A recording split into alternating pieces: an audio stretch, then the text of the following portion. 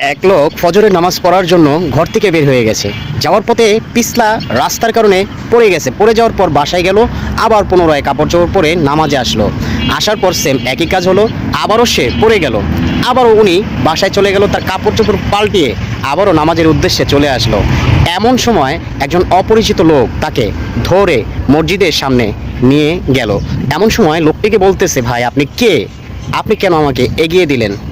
লোকটি বলল, আমি হচ্ছি শয়তান।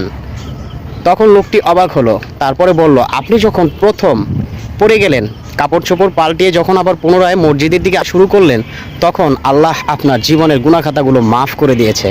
দ্বিতীয়বার যখন আপনি আবারও প্রস্তুতি নিয়ে আসলেন, পড়ে গেলেন, পুনরায় আবার আসলেন, তখন আপনার পরিবারের গুনাহগুলো মাফ করে দিল। এখন আমার তো ভয় হচ্ছে, আপনি যদি আবারও পড়ে যান, না জানি পুরো এলাকার গুনাহ আল্লাহ পাক মাফ করে